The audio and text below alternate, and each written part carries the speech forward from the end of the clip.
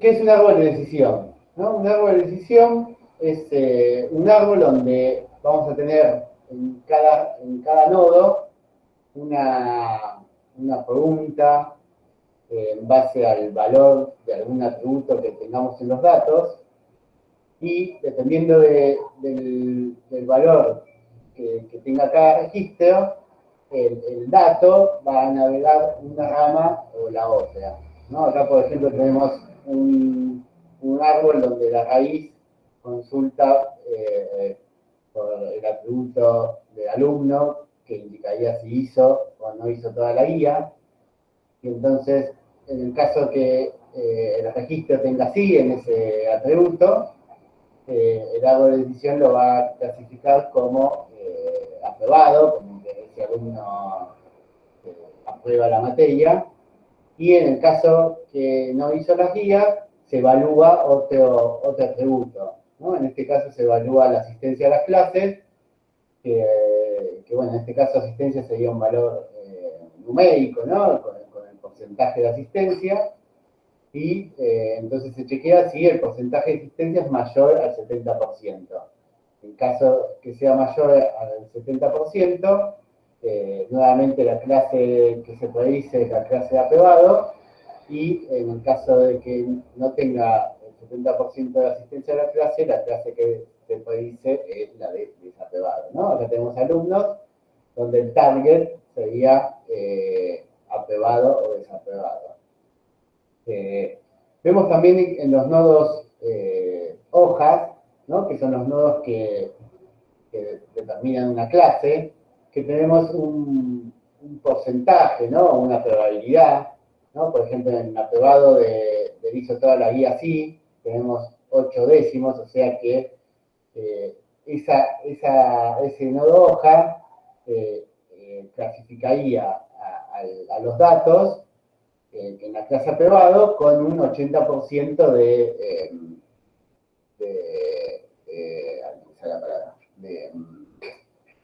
de confidencia, ¿no?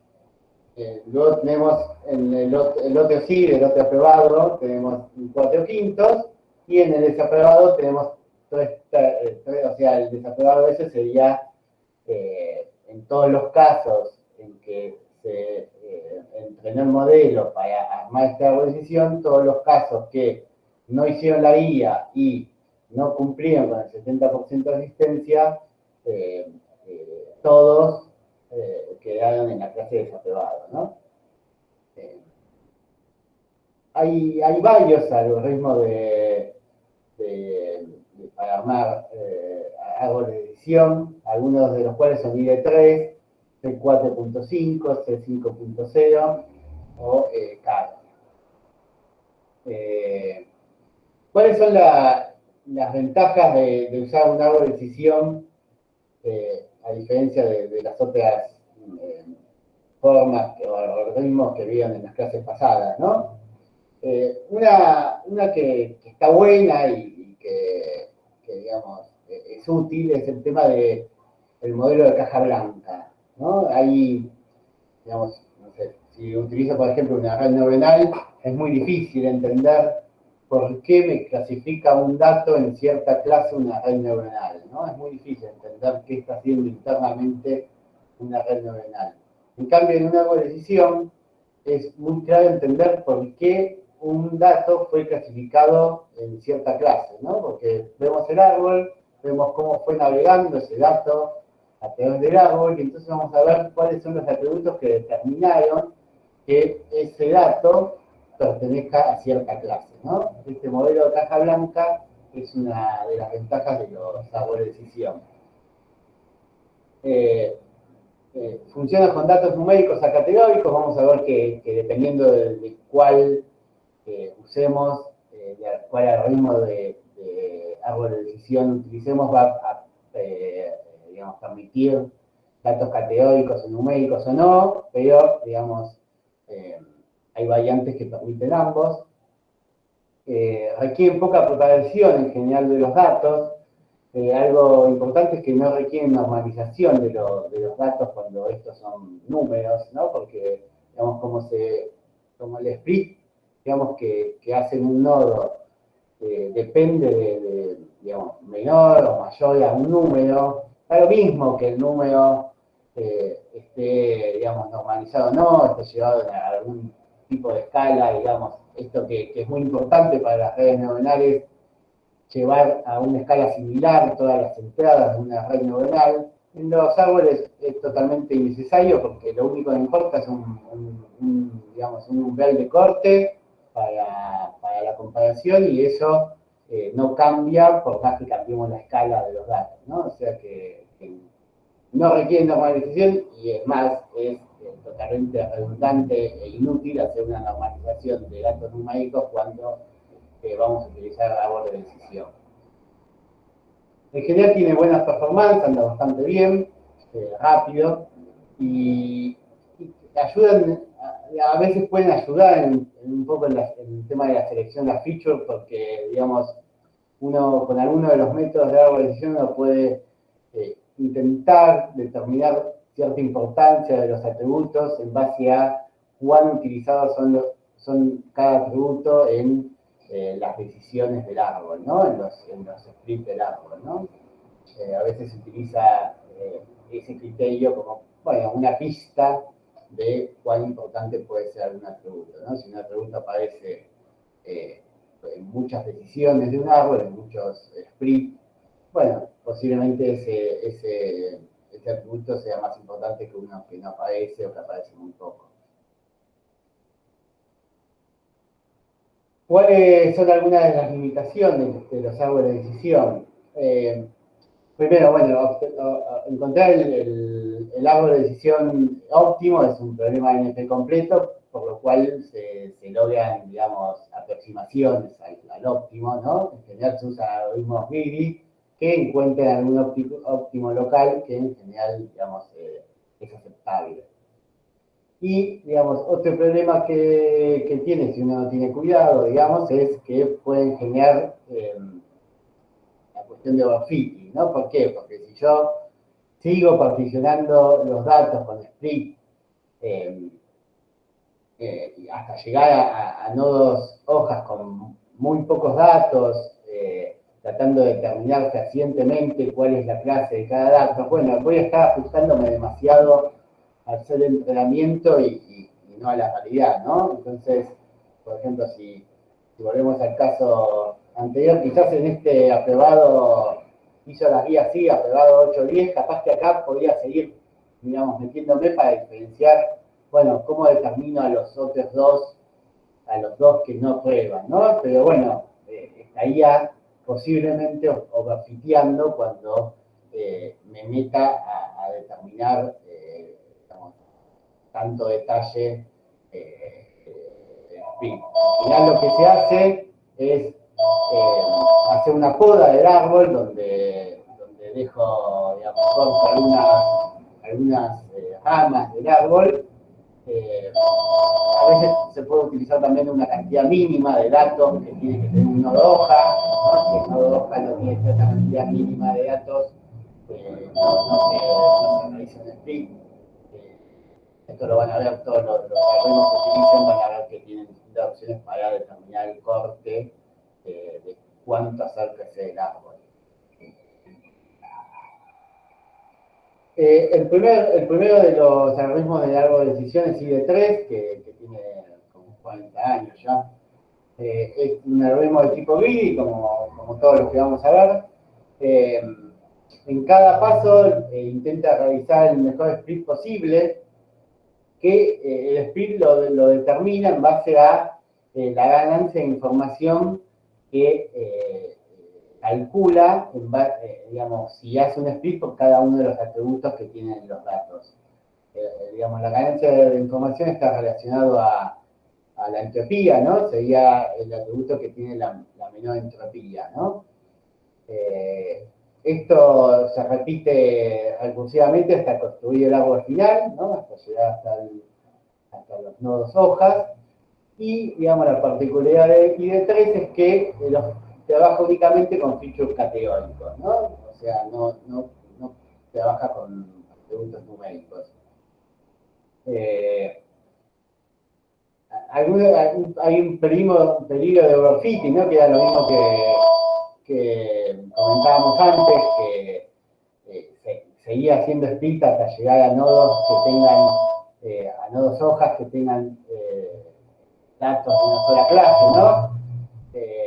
Lo que se puede hacer es utilizar el hiperparámetro de mid bucket, que es la mínima cantidad de registros que puede tener un nodo hoja, de modo de no seguir haciendo split cuando se llega a este número. Y como vimos antes, el nodo hoja tiene la probabilidad que el dato pertenezca a esa clase, ¿no? Basado en la cantidad de datos que llegaron a ese nodo hoja de cada una de las clases. En los videos van a ver ejemplos de IDE3 como para terminar de entenderlo, ¿no? Ahora vemos una pequeña introducción.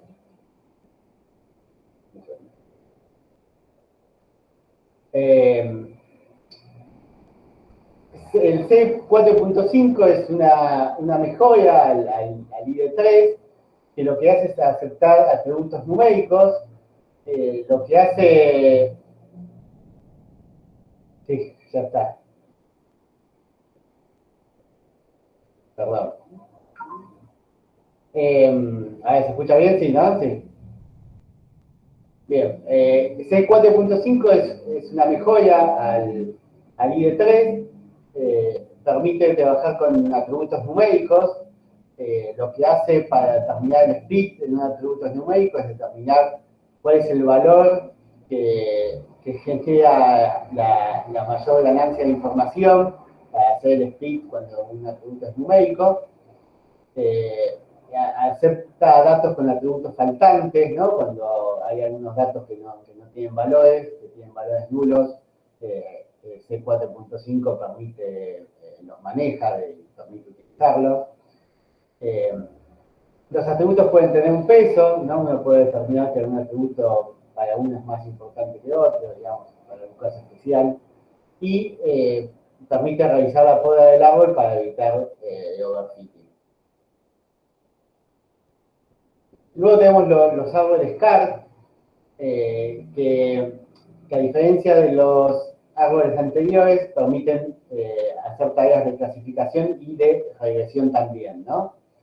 En vez de utilizar para hacer un split el concepto de ganancia de información, lo que utiliza es la medida de impureza Gini, que es una medida que está basada en la probabilidad de clasificar mal un dato utilizando las probabilidades, la distribución de probabilidades del target, ¿no? O sea, si tuviésemos, digamos, las probabilidades distribuidas aleatoriamente del target, calcula cuál es el split mejor en base a este indicador.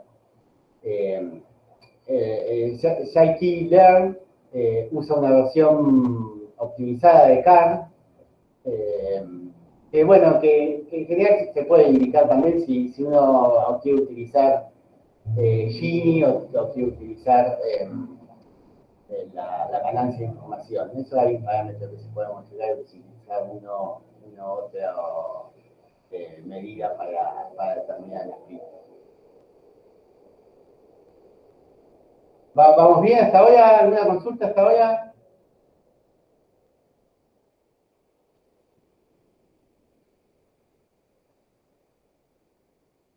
¿No?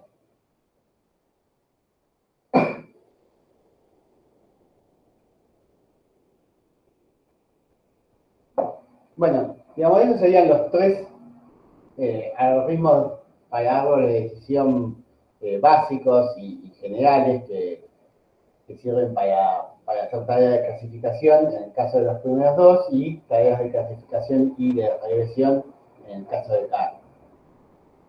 Lo que digamos, en general, o un concepto que aparece y que muchas veces es útil, es el concepto de ensambles.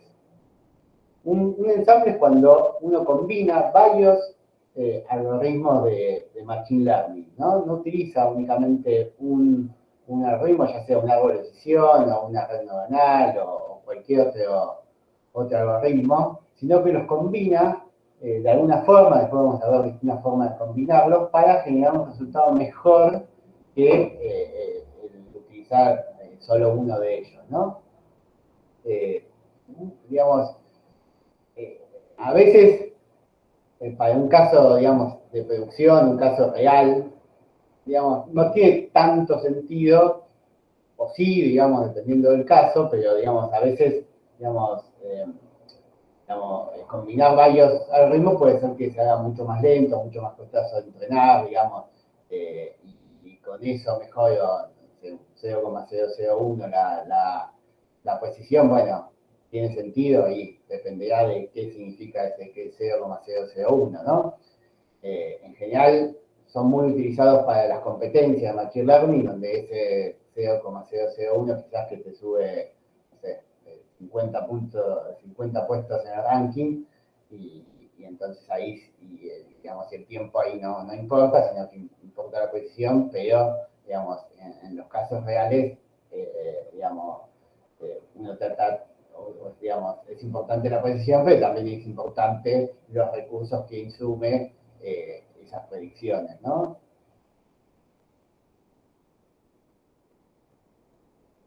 ¿Qué es el bagging? ¿No? El bagging es utilizar el mismo, o sea, es generar un ensamble de algoritmos de Machine Learning utilizando el mismo clasificador n veces, pero utilizando un set de datos distintos, ¿no? O sea, lo que hago es aplico el mismo algoritmo, pero lo entreno con un conjunto de datos distintos. ¿Y cuáles son estos conjuntos de datos distintos? Lo que se hace es utilizar un bootstrapping de los datos. Un bootstrapping es elegir al azar, digamos, de todos los datos, con reposición, un set que tenga la misma cantidad de datos que el set original, pero con reposición, ¿no? Entonces, van a haber algunos datos que van a quedar afuera de cada uno de estos sets, ¿no? Y entonces utilizo cada uno de estos sets para entrenar los n clasificadores que yo quiera, ¿no? ¿Se entiende? O sea, hago un bootstrap que es la misma cantidad de datos del conjunto original, pero tomando datos al azar con reposición, o sea que va a haber algunos datos que aparezcan más de una vez y algunos datos que no aparezcan, y, entreno cada uno de los modelos con esos datos. Y luego lo que hago es combinar los resultados, promediando mediante votos de distintas opciones que después vamos a ver un poco más de detalle. Bueno, acá hay un grafiquito donde vemos, ¿no?, que tenemos el training set original, el set de entrenamiento original, generamos cada uno de los bootstraps a partir de ese set de entrenamiento, aplicamos el algoritmo, que es el mismo para los n casos en este, y obtenemos un resultado, o sea, un modelo para cada uno, y luego los combinamos de alguna forma para dar el resultado final.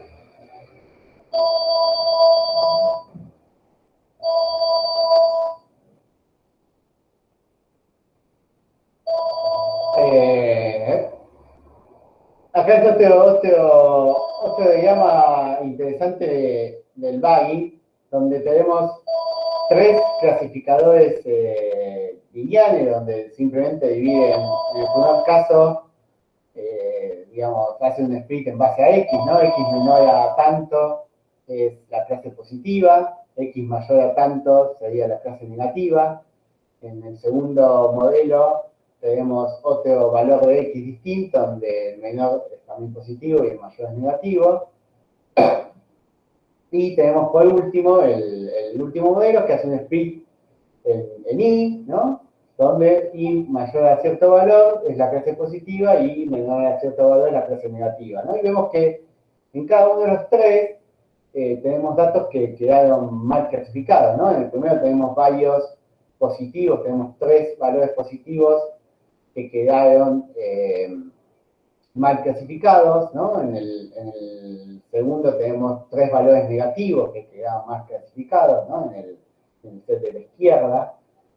Y en el último tenemos un negativo que quedó mal clasificado y dos positivos que quedan mal clasificados, ¿no? Entonces tenemos cierto error. Y entonces esto lo clasificamos mediante un voto, ¿no? Donde, bueno, cada uno de estos tres clasificadores vota por el dato en la clase que lo clasificó. Y entonces tenemos la combinación que es el cuarto, el diagrama de abajo, donde mediante el voto de los tres logramos poder clasificar todos los datos bien, ¿no? Entonces tenemos que, por ejemplo, el más que está arriba de todo en el medio, ¿no? Había sido clasificado como negativo en el primero, había sido positivo en el segundo y positivo en el tercero. Entonces, como tenía dos votos de positivo contra un negativo, quedó como positivo, ¿no? Y esto para cada uno de los datos, y de esa forma, con tres versiones de un algoritmo simple, podemos tener un resultado mucho mejor. Una de las cuestiones interesantes del Bagging es que disminuye la probabilidad o la posibilidad del overfitting. ¿Por qué? Porque ninguno de los clasificadores ve el total de los datos, ¿no? Como usamos el bootstrap, donde hacemos la toma al azar de los datos, hay datos que no los vio ese clasificador, entonces si no los vio, no se puede overfitear algo que no vio, ¿no? Entonces, de alguna forma evitamos el overfitting. Y algo que se puede usar son los registros out of bag, que son los registros que quedan afuera del bootstrap, utilizarlo como una medida digamos, como un set de evaluación de cada uno de los modelos, ¿no? Como esos datos no fueron vistos por el modelo al momento de entrenar, los puedo utilizar como validación del mismo modelo.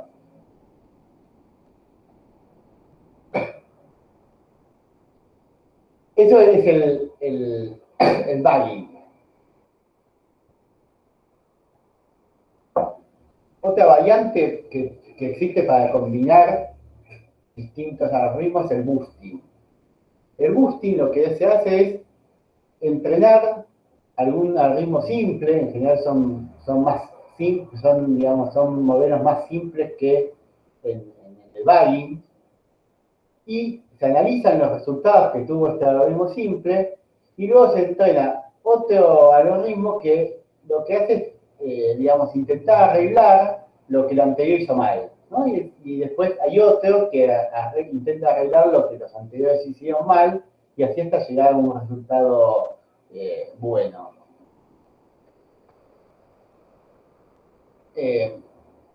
¿No? O sea, voy a generar cada nuevo árbol tratando de predecir el error, digamos, que cometió el anterior. En general, lo que voy a tener con boosting son árboles que son menos profundos que la generada con bagging, ¿no? Cuando hago bagging, voy a tener n,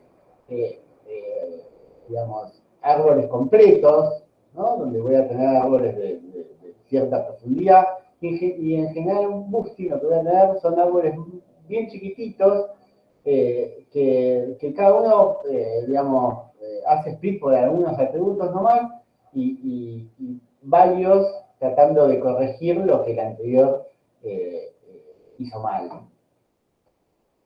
Acá con un ejemplo como para entender el concepto de boosting, ¿no? Tenemos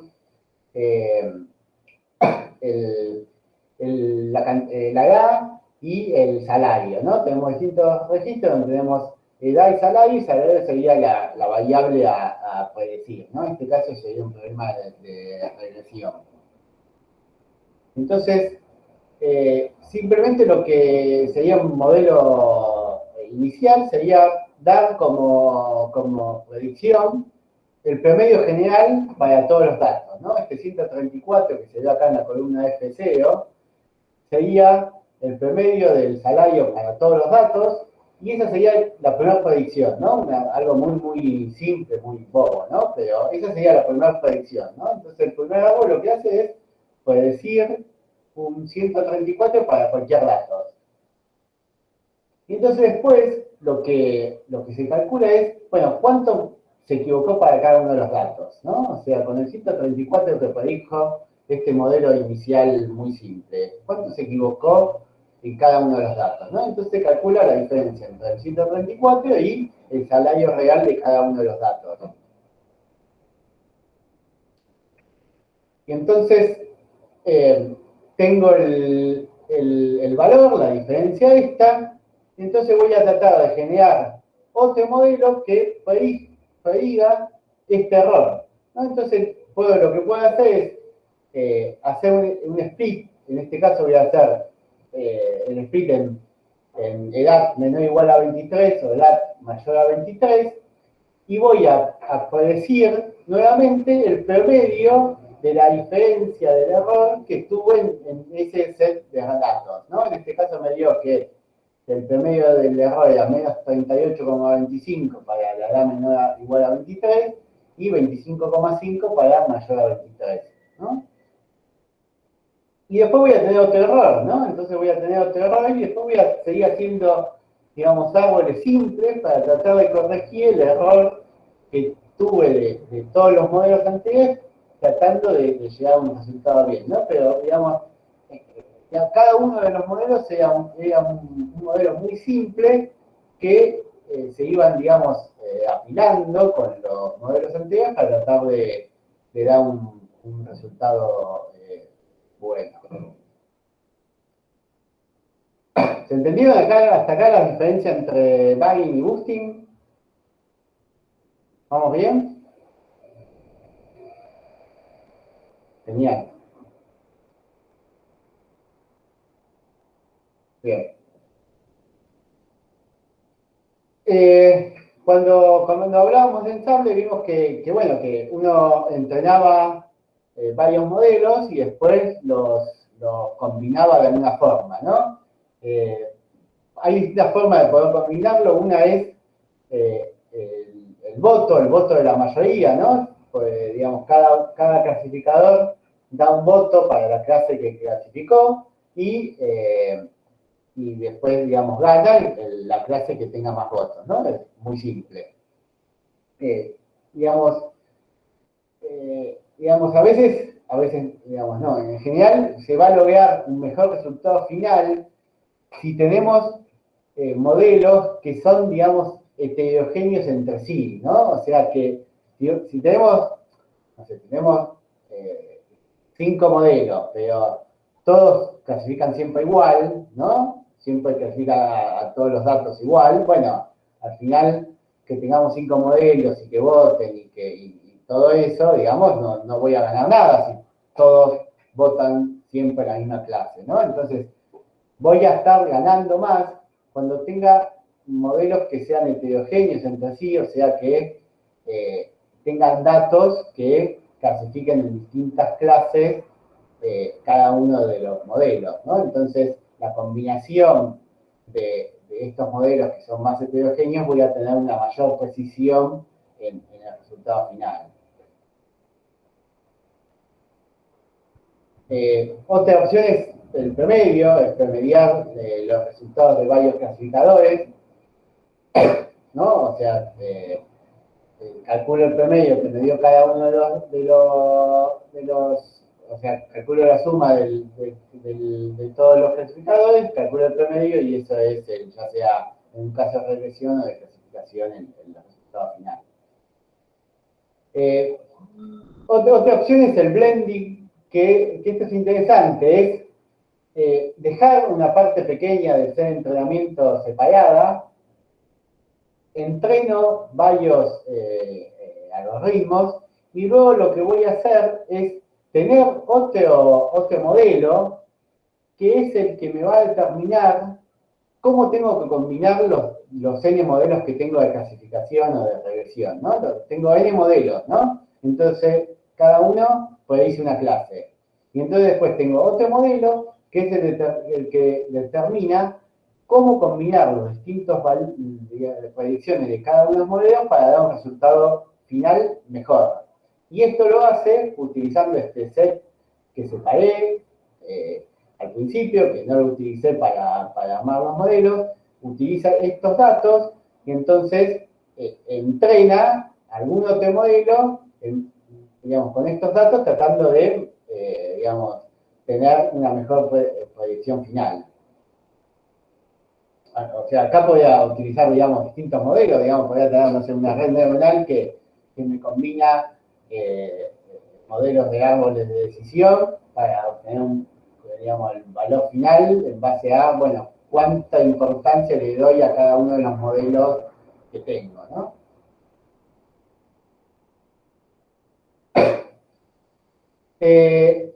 Random Forest. Random Forest es un bugging de árboles de decisión que es muy popular y tiene resultados aceptables. Lo que hace es construir n árboles de decisión. Cada árbol utiliza un subconjunto de los datos, utilizando bootstrapping, y un subconjunto de los atributos. O sea que cada árbol no ve todos los datos ni todos los atributos, ¿no? Eso es interesante porque, digamos, evita totalmente el overfitting, ¿no? Cada árbol ni siquiera ve todos los datos, sino que no ve todos los atributos de todos los datos, ¿no? Entonces acá tenemos, digamos, n árboles, ¿no? Que cada uno tiene un set de entrenamiento distinto en base al bootstrap que se haya seleccionado para ese árbol, y un set de atributos distintos, ¿no? Acá vemos el árbol 1 tiene el atributo AB, el 2 tiene AC, el 3 tiene BC y el N tiene AC, ¿no? Cada uno tiene un conjunto distinto de atributos, que bueno, es, digamos, qué cantidad de atributos tiene que utilizar cada árbol, es un hiperparámetro que tengo que setearle al modelo, ¿no? O sea, el hiperparámetro es cuántos árboles tengo que crear, ¿no? El valor n cuántos árboles quiero utilizar. En general, si utilizo más árboles, voy a estar prediciendo mejor, pero digamos, voy a estar utilizando más recursos y a veces la mejora es, digamos, muy poca. Y el otro hiperparámetro es la cantidad de atributos que voy a utilizar por árbol, que, digamos, es más difícil de determinarlo. En general, puedo hacer una búsqueda de bit search con distintos valores y ver, bueno, cuál es el que tengo en el valor. O sea, Random Forest es un ejemplo de bugging de árbol de decisión. Y por otro lado tenemos XGBoost. XGBoost es un boosting de árboles de decisión, ¿no? Y entonces, en XGBoost lo que voy a tener es distintos arbolitos que se van, digamos, aplicando uno tras del otro para, digamos, al final de aplicar todos los árboles, obtener el resultado final. Por ejemplo, acá tenemos un caso donde tenemos personas, ¿no? Donde tenemos la edad, el género, la ocupación, y queremos determinar si a la persona le gustan los juegos de computadora, ¿no? Entonces, lo que tenemos es, por ejemplo, un primer árbol que es relativamente simple, ¿no? Tenemos solo dos splits.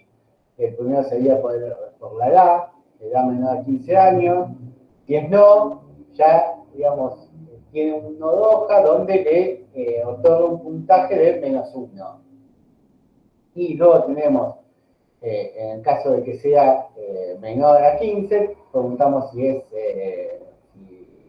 masculino, y en el caso que sea así, le asignamos una etiqueta que es el +2, y en el caso de que sea femenino es +0,1.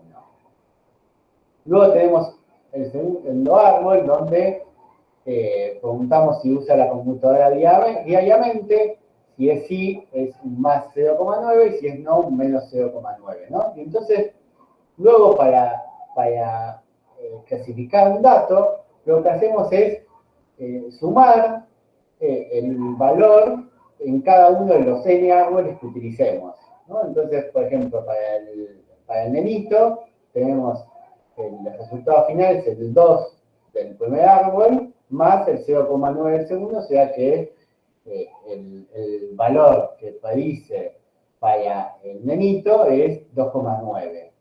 Para el señor mayor tenemos el -1 del primer árbol y el menos 0,9 del segundo, por ende el resultado final menos 1,9.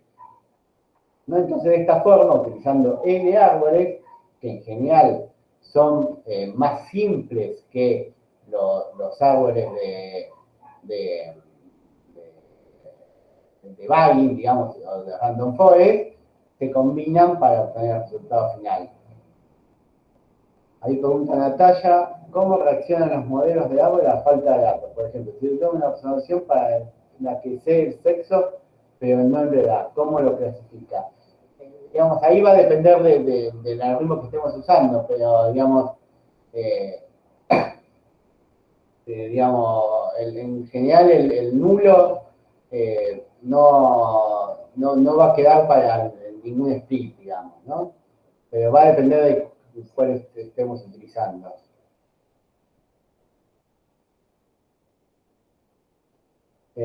Bueno, XGBoost permite atributos numéricos y hace algo similar a lo que vimos con IE3, no, con T4.5 para determinar el split en el atributo numérico. Y lo que no permite son atributos categóricos. Los atributos categóricos debemos encodiarlos de alguna de las formas que van a ver en la clase siguiente para poder utilizarlo en XGBoost, ¿no? O sea, XGBoost permite atributos numéricos, pero no permite atributos categóricos. Debemos encodiarlos antes de pasárselo al XGBoost. Hay dos algoritmos que son también boosting de árboles de decisión, que son CatBoost y LaGBM, que son similares a XGBoost, pero con algunas mejoras. En general hacen optimizaciones del uso de memoria, de la velocidad, de permitir entrenamiento en paralelo, tienen algunas mejoras de ese estilo, y ambos soportan variables categóricas, ¿no? Esta digamos, desventaja del XGBoost, que solo trabaja con numéricos, CatBoost y LaGBM permite variables categóricas, pero bueno, en realidad simplemente lo que hace es hacer un encoding interno, ¿no? Que en algunos casos para nuestros datos puede dar buenos resultados, pero para otros no. Entonces, digamos, lo que, digamos, en muchos casos uno puede utilizar un XGBoost, digamos, encodiando los datos, dependiendo de cuáles datos tenga con distintos encoding y, digamos, si lo hace un ajuste más fino que dejar el encoding que hacen CatBoost o la LaGBM por respecto a los datos.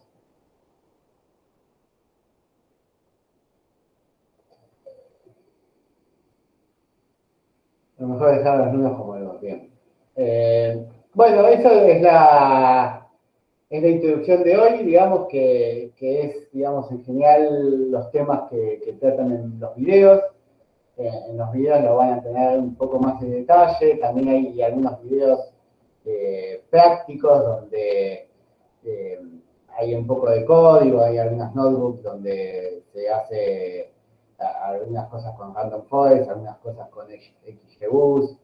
Hay también está el video también de la clase del cuatrimestre pasado, donde hicimos también algunas cosas con XGBoost, con CatBoost, alguna cosita y con la IGBM. Digamos, CatBoost, la IGBM, XGBoost son algoritmos que cuando son, digamos, problemas de regresión o clasificación con datos tabulados, como los que tienen el DTP, por ejemplo, en general tienen muy buenos resultados y, digamos, y tienen, digamos, unas precisiones muy altas. A ver qué dice Luis, pues.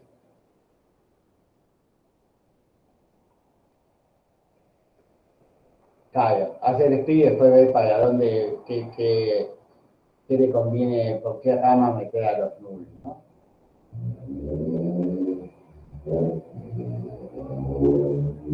Consultas, dudas.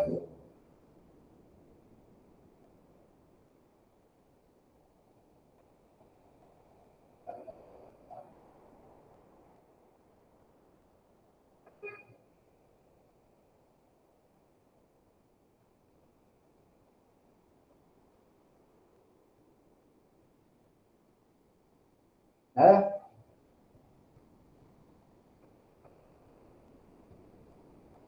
Con los algoritmos que vimos en la clase de hoy ya tienen como para probar los datos del TP y ir viendo qué les da.